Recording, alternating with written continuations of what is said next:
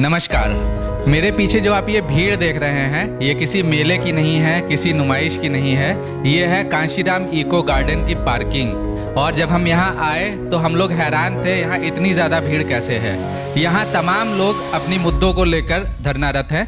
इनमें एम्बुलेंस वाले लोग हैं, पुलिस के मृतक आश्रित वाले लोग हैं, 69,000 शिक्षक भर्ती वाले लोग हैं और साथ ही यूपीपीसीएल के कुछ निष्कासित कर्मचारी हैं जो ये मांग कर रहे हैं कि उनको दोबारा नौकरी पे रखा जाए। आगे आने वाले वीडियोस में देखें, हम लोगों ने कई लोगों से बात करी जिनकी अलग अलग मांगे हैं, अलग अलग।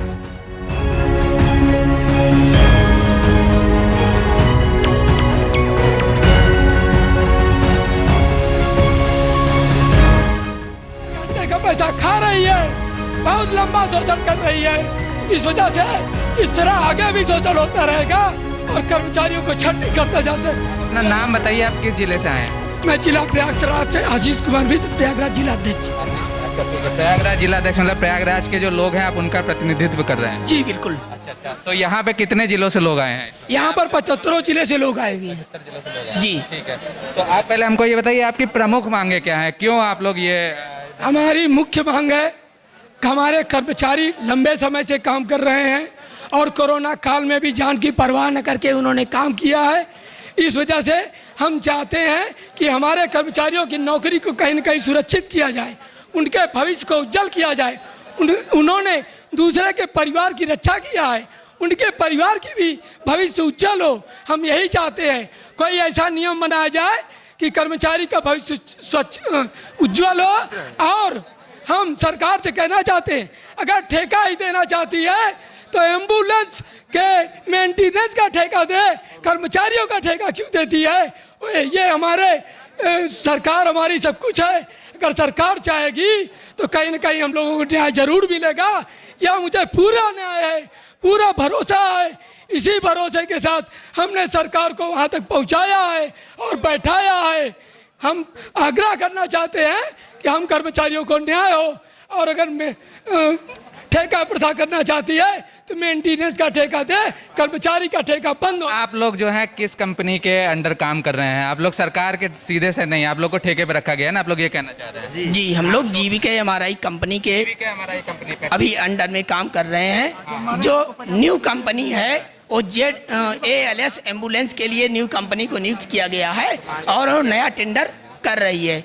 इसका हम लोगों ने जब विरोध किया तो आज जीवीके एमआरआई कंपनी की तरफ से हम लोगों के खिलाफ FIR कराया जा रहा है। और कोरोना काल में जिसको प्रधानमंत्री जी ने देवदूत कहा, उसको ये लोग गुंडे बता रहे हैं। बताइए, हम लोग गुंडे हैं? अगर गुंडे होते तो लोगों की जान के लिए न बचाते। हम लोग जान की रक्षा किए, आज उसका परिणाम कंपनी हमको गुंडा कह रही है। बताइए, यही न्याय है? उस समय कंपनी वाले कह रहे थे और सरकार भी कह रही थी कि आप लोगों की ज़रूरत है, आप लोग कंधा से कंधा मिलाकर काम करिए, हम आपके बारे में ज़रूर सोचेंगे, कुछ न कुछ जरूर करेंगे। जो मरे उनको हम ये कहना चाह रहे हैं, हमारे माननीय प्रधानमंत्री जी ने हमें सभी एम्बुलेंस कर्मियों को देवदूत के नाम से संबोधित किया था और ये भी आश्वासन दिया था कि हम सभी एम्बुलेंस कर्मियों के बारे में विचार करेंगे और उनके भविष्य को सुरक्षित करने का प्रयास करेंगे।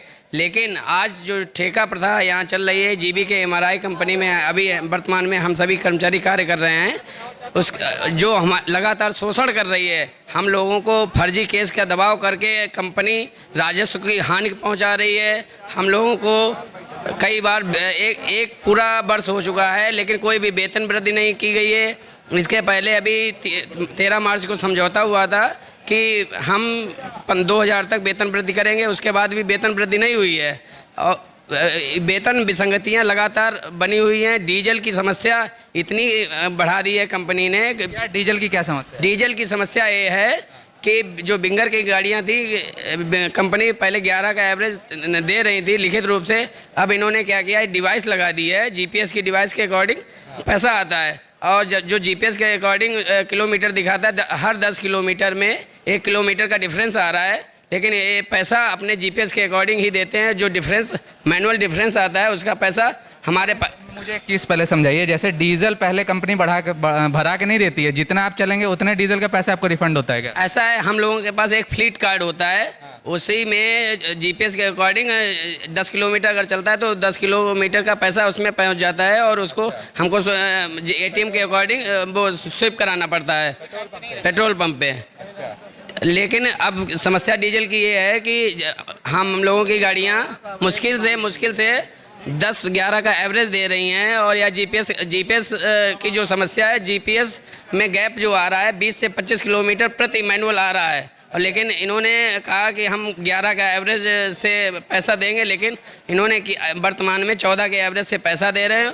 और जबकि शासन द्वारा इनका समझौता हुआ है कि जो भी मरीज को हम सेवा दे रहे हैं एसी गाड़ियों में संचालित रहेगी, लेकिन किसी भी गाड़ियों में एसी चलाने के लिए मना करते हैं।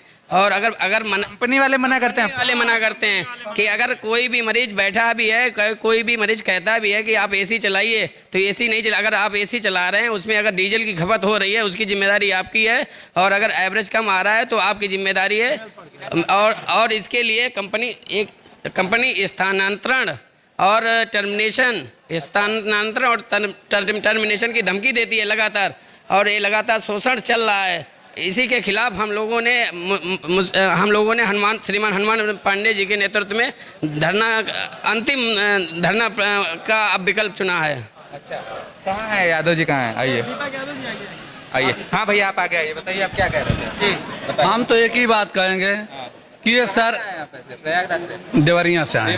हाँ, हम माननीय मुख्यमंत्री जी से यही कहेंगे कि अगर उनका परिवार रहता तो परिवार के विषय में सोचते हैं।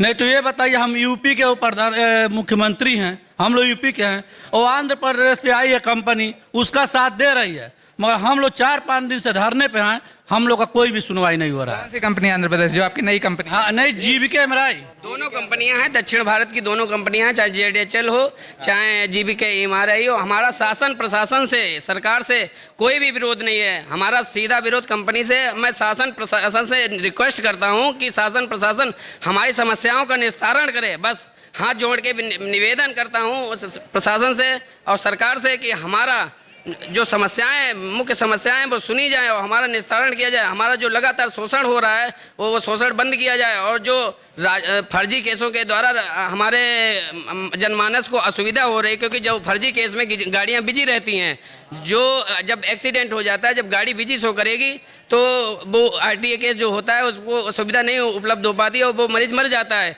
उसके बाद मीडिया बंधु कहते हैं कि एम्बुलेंस उपलब्ध नहीं हो रही। इसमें हम एम्बुलेंस कर्मियों की कोई गलती नहीं होती है, लेकिन फिर भी एम्बुलेंस कर्मियों को जिम्मेदार ठहराया जाता है, क्योंकि ये कंपनी के द्वारा कॉलिंग का सिस्टम सारा कंपनी के द्वारा है।